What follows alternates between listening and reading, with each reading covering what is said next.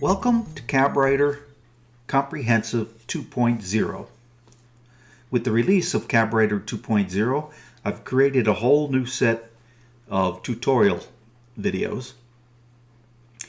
Those of you who are familiar with CabWriter 1.0 and CabWriter Comprehensive, this is the same kitchen I used in that set of videos. It's a kitchen that I designed strictly for tutorial purposes. Please don't write me and tell me that my kitchen triangle is not correct, or that my refrigerator is in the wrong place, or my spice cabinet is not in the right place.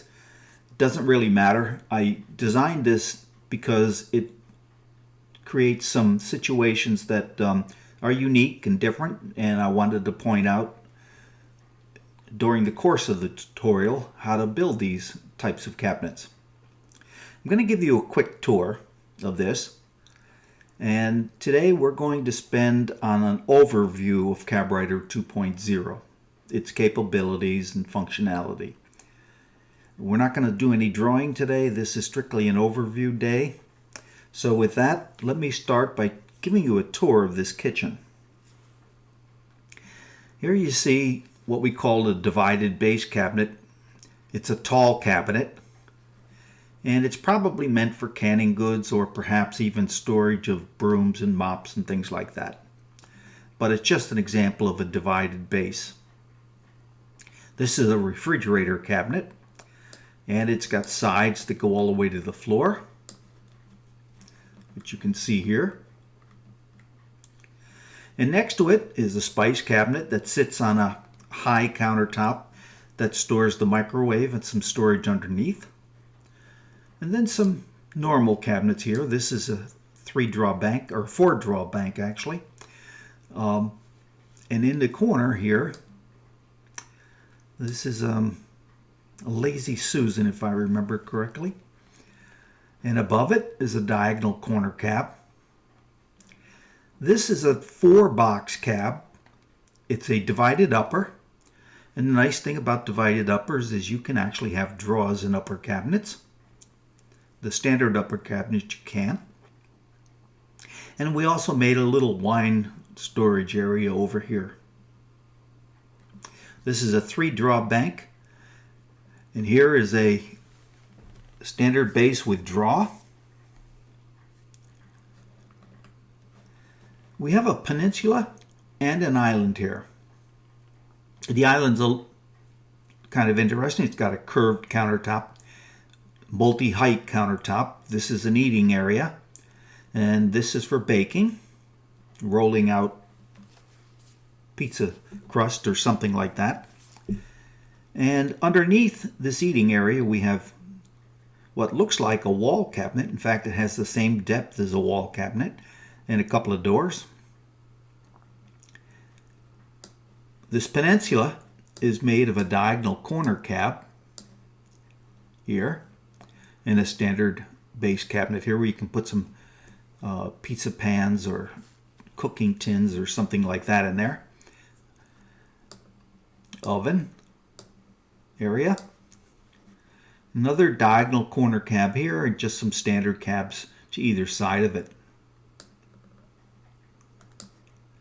And of course a kitchen sink with a 3-drawer combo base. And this cabinet here, I believe this one right here, this box right here, is a blind corner cab with a standard cabinet next to it. And so we have a lot of different types of cabinets here that we'll be drawing. And a lot of them have different depths. Like this is a very narrow upper, or I should say very shallow upper. And also mounted on a countertop. This is standard depth base in this direction, but it's a tall cabinet. So we got a lot of different things here we can demonstrate through the course of this tutorial. We'll take you in this tutorial all the way from a new model and show you how to create a CabWriter project, and then we'll draw each of these cabinets And in the end, I'll show you how to create scenes, and I'll walk you through some scenes in a moment. And I'll show you how to transfer all of those scenes and hatching to layout for you professional cabinet makers. You'll want to do almost all of your documentation in layout. And I'll show you how to use the production documentation tool to create all of your cut lists, DXF files, your door, draw, and draw box reports. And we'll give you a pretty complete understanding of CabWriter. Now, I chose this particular style because it's kind of the basic face frame. It's a simple frame and panel design style. But new in CabWriter 2 are a couple of other types of styles. First, I want to show you that we've included in CabWriter 2, and I'll just bring this up here. We've included in CabWriter 2 a set of defaults that'll help you get started with some models. We have imperial defaults, and we have metric defaults. Right at the moment there's no user defaults because I haven't saved any, but if I had user defaults, they'd be listed here. The user can save their defaults at any time and in a separate area where they will stay even if you upgrade to another version of CabWriter. You won't lose your user defaults. But under each of these headings, imperial and metric, are different styles of cabinets. We have a face frame with beveled and standard raised panels, simple raised panels. And then we have a face frame with inset radius and curved. We have overlay style. Overlay is kind of the commercial style of face frame that you've seen, where the doors and drawers sit on the face frame instead of being inset into the face frame, but they actually sit on the face frame. And then we have a number of face frame styles, some with joinery. Instead of butt joints, you can have inset joinery. I'll show you that as we go along. Some without the lower rail, some with the lower rail. We have frameless styles with inset joinery, frameless with simple doors, beveled doors, and just the standard frameless, which I'll show you in a moment. So all of these are meant as starting points for you. Once you choose one of them, you can change any of the defaults that exist in CabWriter, and there's over 350 of them. And you can change them and create your own style of cabinetry. In fact, every single cabinet in your design, if you choose, can be different. But I'm not sure that you'd want to do something like that. But the possibility is there.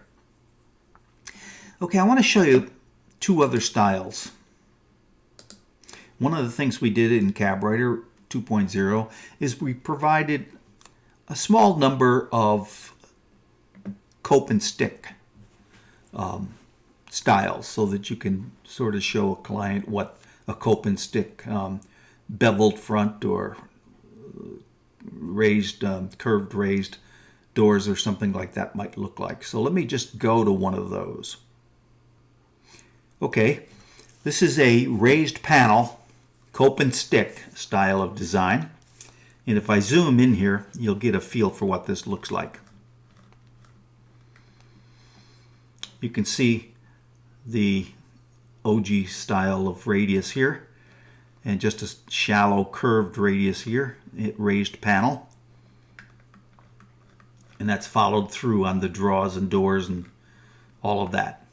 So that's one style you can choose from that drop down I just showed you. And now let me go to another.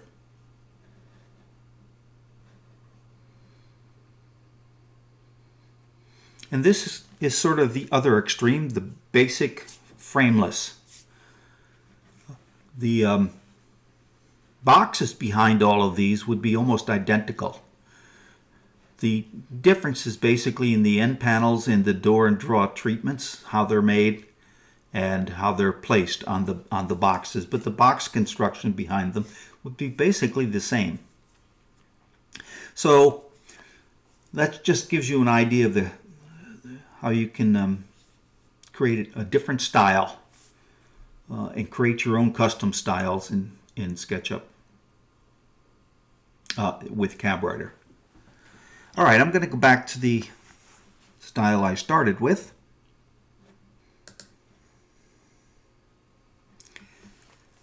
Okay, the next thing I want to show you is I'm going to show you some scenes.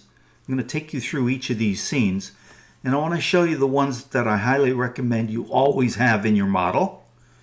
And then I'm going to show you a very small subset of scenes that you can create from CabWriter.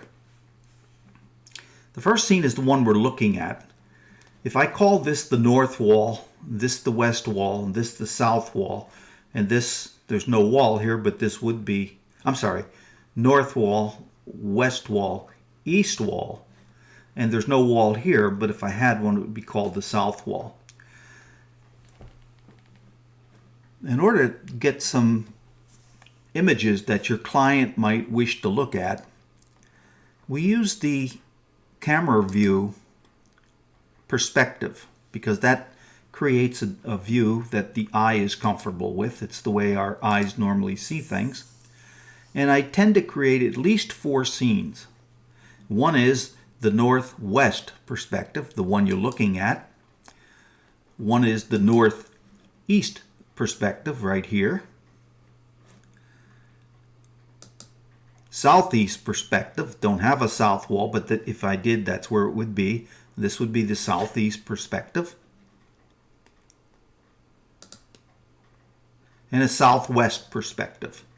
With those 4 views, your client can see pretty much everything. Now you may want to position each one a little differently. You might want this one to look, I don't know, perhaps more like that or something, so you can see a little bit of the island here. But that's just arranging the scene. But typically you should have at least these 4 scenes in a model.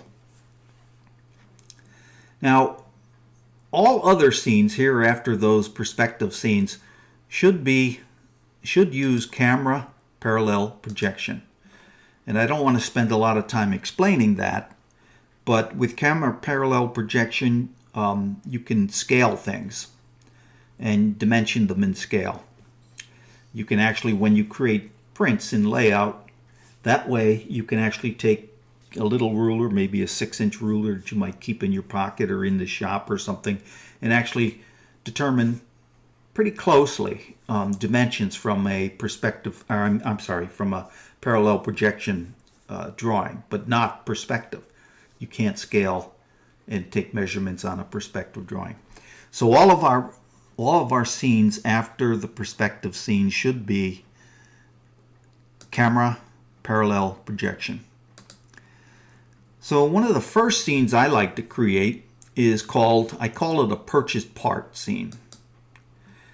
And what I mean by that is most cabinet makers, they send out and have their draw fronts and door fronts and the draw boxes built from a third party. And so one of the things they will want is a schedule of draw fronts, draw boxes, and door fronts of all the dimensions and any details. Well, you can do that with CabWriter, and I'll show you in a moment how you do that. So if you don't build your own doors, draws, and draw boxes, but you buy them, this is a view you will definitely want, because this is the view we create that schedule from. Another view you will want is anything in this project that's going to be shop made in your shop. Even the trim up here. If you're going to supply the trim and you're going to cut it in your shop, you're going to want to know how much you need to buy. So you want that included in the cut list. So you'll see the face frames here, you'll see the boxes, the trims, and any other custom parts that you might want that you're going to build in your shop. If you put it in this scene, it'll end up on the cut list. The DXF scene is typically just the boxes of the cabinet. Now, some people build their own doors and draw fronts, in which case if they're frame and panel, the panel parts might also want to be in here. So you could, if you wanted to, include the draw fronts and doors. And then when the DXF is generated, it only looks at sheet good material, doesn't look at hardwood material. So it'll generate the DXF including the panels in the doors and draw fronts. So in this model, I'm assuming all of that's purchased from a third party, so it's not included here. And then you're going to want to create a bunch of elevation and plan views. And what I typically do is create a throwaway scene. By that I mean this base layout. This sort of is a scene that includes all the things that I might want in an elevation view or a plan view, including the walls, because those typically want to be in there. Not the trim, because I don't want that in there. And not the countertops, I don't want that in there. But almost everything else, because when I do my sections and things like that, I want these things included. And this is just a starting point to create those scenes. After I'm done creating every scene I want and I send them to layout for my shop drawings, I'll probably delete this scene or maybe just leave it there and not worry about it. But its only purpose is a starting point. And from there, for instance, I can start and create a scene which is the north elevation. This is simply the wall, the north wall elevation view. The only sectioning you see is where the west wall and the east wall are interrupted by the section plane. And you'll see some sectioning in this cabinet here too. But typically what you want here is just to look at the cabinets and the door placements, and in your shop drawings you might even want to put some triangles to show how the doors open and things like that. But that's sort of your basic elevation view. In this model, you'll probably want at least 4 elevation views, maybe more. But I'm not going to go through the other elevation views. The next thing you might want is might want the same view, but only sectioned. And that's what this is. And you can see I've now got a view where the section plane goes into the cabinet, so you can see the sectioning. And you can also see the cross hatching here. This is a honeycomb cross hatch, some other kind of diagonal cross hatch, and this would be for hardwood, this would be for panels in the doors, and this is probably, yeah, it would be maple of pre-finished plywood in this case. So that's kind of a north elevation section view. And of course you'll always want a base plan. And again, your base plan has the walls in it. And if you look up close, you'll see the sectioning is there. You want an upper plan. And again, the walls are in it, and you can see the windows here. Also sectioned and hatched. And a ladder plan to show you how to build the ladder bases for the cabinets. And one of the nice things about CabWriter is you have 3 ways to create a view. You can create a view with everything in it. You can create a view by layer. In other words, depending on which layers you make visible here, You can create a section view that way, or you can create a section view by what you select. So if you select just one cabinet, you can get a section view of just that cabinet, in this case the peninsula. So there's lots of ways to create section views. And by the way, as you create these things, you will learn in a bit that you can actually send all of these views to layout, where you can dimension them and label them and things like that. And what I want to do is kind of give you a typical layout shop drawing. I'll show you that next.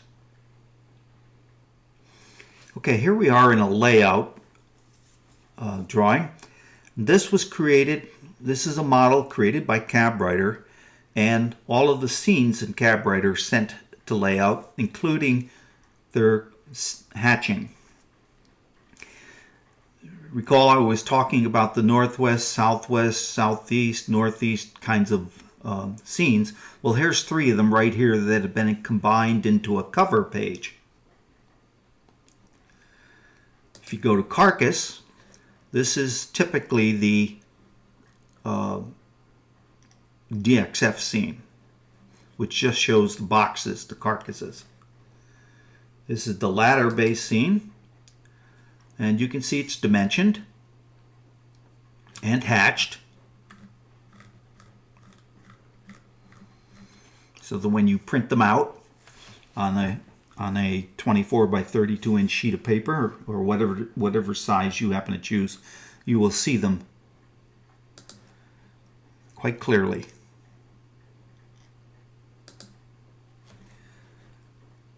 I'm not going to go through all of these, but I just want to give you an idea of the kinds of things you can do. And here is the base plan. And I'll go to an elevation. There's an elevation view.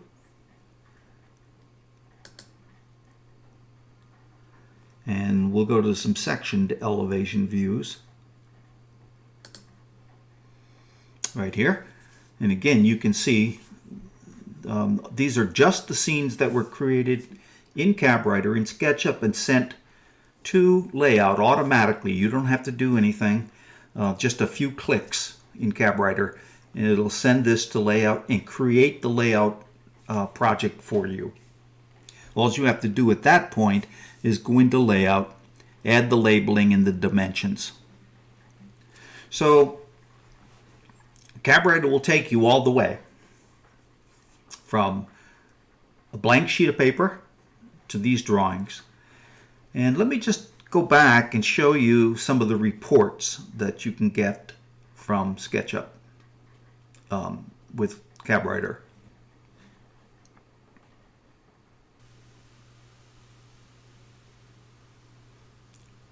Okay, now we're at a phase where we've got our shop drawings done and we want to produce this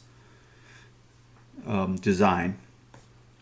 So to get the production reports, it's simply a 1-click or maybe 3-click operation. So we just go to CabWriter Production Documentation, and we get a little warning that says CabWriter Production Documentation can take on the order of several minutes. If your outliner dialog box is open, please close it before proceeding. It can double or triple the computation time. So be warned. I'm going to select the types of reports I want here. But first I have to select comma for comma separated value file, a CSV file. Recall up here we created these purchase parts, cut list, and DXF scenes because we're going to use those, we're going to match those up with the reports we want. So if we want a door and draw report, we'll choose the purchase parts. And if we want a cut list scene, we'll choose our cut list, and so on and so forth. Here we can put a dimension in here. I'll put something like a 1/16 of an inch. And that'll get added to all door and draw fronts on all 4 sides. So in the end, doors and drawers will end up 1/8 of an inch taller and 1/8 of an inch wider, so that when you get them back from your third-party manufacturer, you can trim them. 1/32 might be a better number in here, but 1/16 will, for demonstration purposes, is fine. So I'm going to want my door front report, my draw boxes report, and my doors report. I want a spreadsheet cut list. That's a CSV file that I can open up with Excel or OpenOffice. A DXF by material name and thickness. And a cut list plus FX cut list. So here we go. Now this is going to take a couple minutes, so just be patient.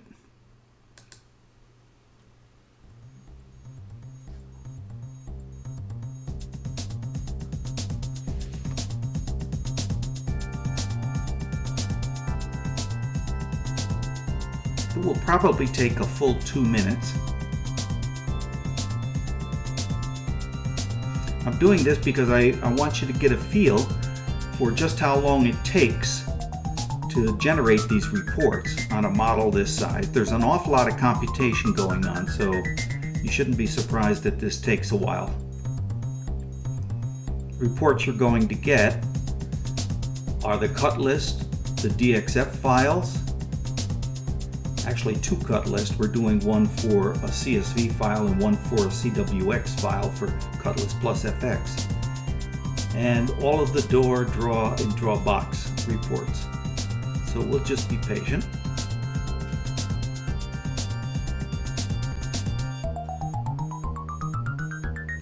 And you want to wait, even if you don't see this circulating circle here, wait until you get the message that says it's done. It will always give you a message in the end that says it's done. Unless, of course, there's an error.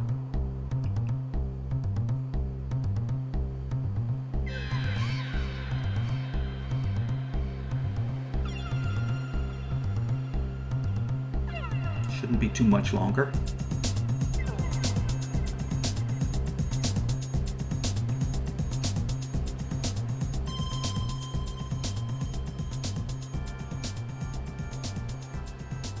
And there you go.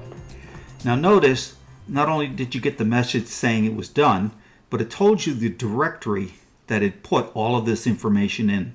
You want to write that down so you don't forget it. Okay. Just for your information, that took 1 minute 46 seconds. Not surprising for a model this size. Alright, so now let's just open these up and see what they look like. Alright, here's the cut list, and I've opened it up in, it's a CSV file, and I've opened it up in OpenOffice Calc. And you'll see right away this tag, rough lumber, and if I scroll down, that's all the rough lumber. This is the sheet goods.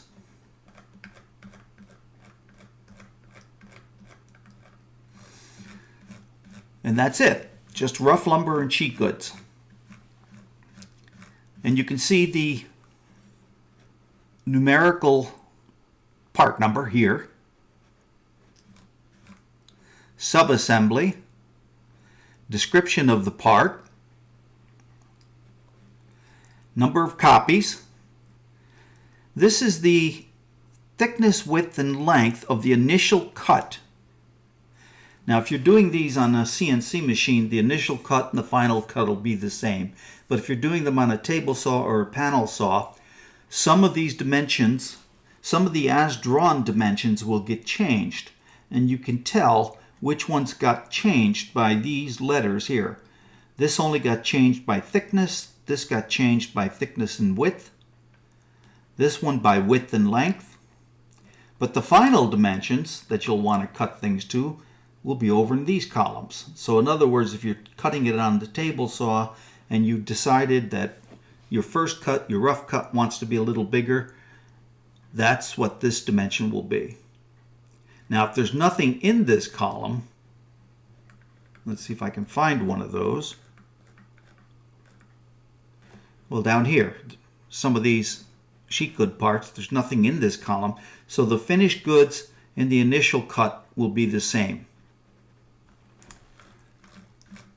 It tells you the material type, whether or not it can be rotated. If you have grainless material and you want to be able to rotate them anyway, you can set that for can rotate, and that will improve the optimization of sheet goods. Banding, notes, any notes you want to put in here. And you'll also get decimal thickness, decimal width, and decimal length. The reason for that is if you're going to create equations in your spreadsheet to figure out the number of board feet, the number of sheets of plywood, 4x8 plywood, or the number of, the length of things if you're buying dimension lumber or something like that, as you might for trim or something. Well, then you can use these decimal numbers to actually create calculations in your spreadsheet to come up with that kind of thing. If you open this up instead of a spreadsheet like this, but if you open it up in Cutlass Plus FX, I'll show you what that looks like. Okay, here we are in Cutlass Plus FX. And I'm probably going to get into trouble a little bit here if I don't have my materials up to date. But it's the same kind of information. Subassembly, the part number, description, number of copies, so on and so forth. But one of the nice things about Cutlass Plus FX is I can go to my layouts. And here it is calculating them in real time. And now I can choose something like maple plywood pre-finished 3/4 inch. And this will show you over here, show you all of the sheets of material you need for this project. And as you look at these sheets, notice they're almost 100% used until you get to the last sheet. The last sheet has some left over right here. But you can pick any one of these sheets and you can see how they're packed pretty tightly. Not much waste.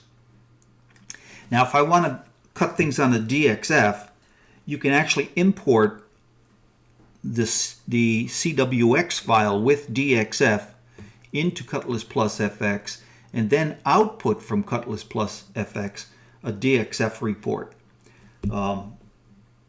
so that you can go to CNC software. One that we like a lot is Cut 2D Pro by Vectric, and automatically do the optimization of plywood, and you can include all of the drill holes, dados, pockets, so on and so forth in the CNC cutting.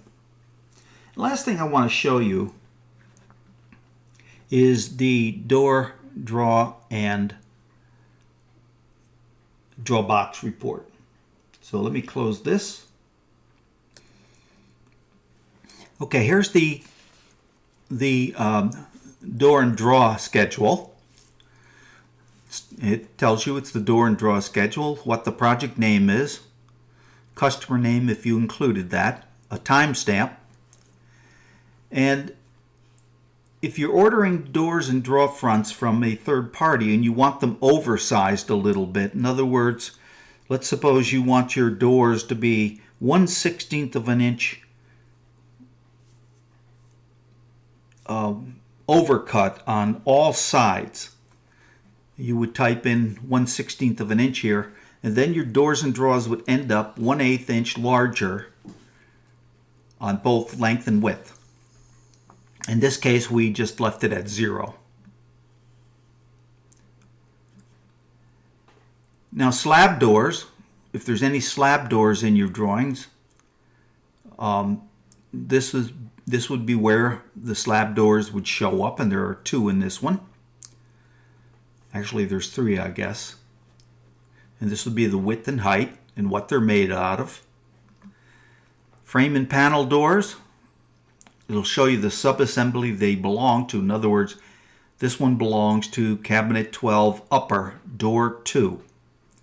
And again, it gives you the panel material, the frame material, the width and height, and then the finished thickness of the frame material, the quantity you need, the style width, the rail width, and the bottom rail width. All of this is information you probably need for ordering these. And the same thing with draw fronts.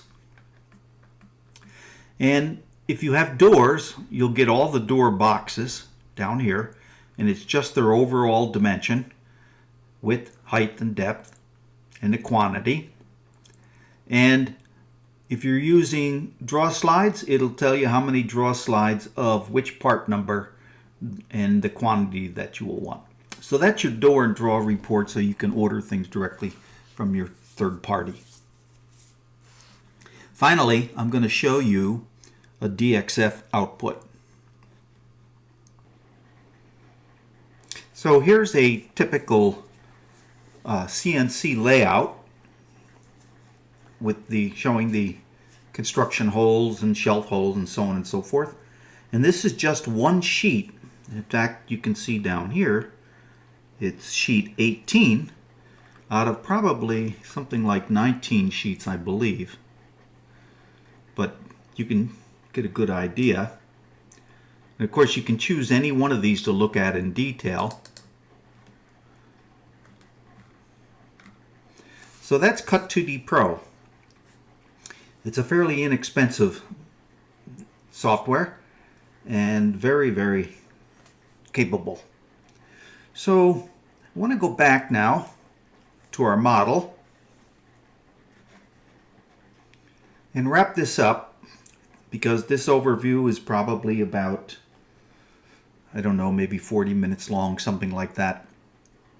And this is just an overview. In the next part, we're going to go and I'm going to draw one cabinet, but take you through details of how to draw one cabinet. And we'll take it really slow. And then in part 3, we're going to speed up. In part 3, we're going to really start moving along, drawing all the rest of the cabinets. And as I said before, we'll take you through this entire project. And until then, have a good day.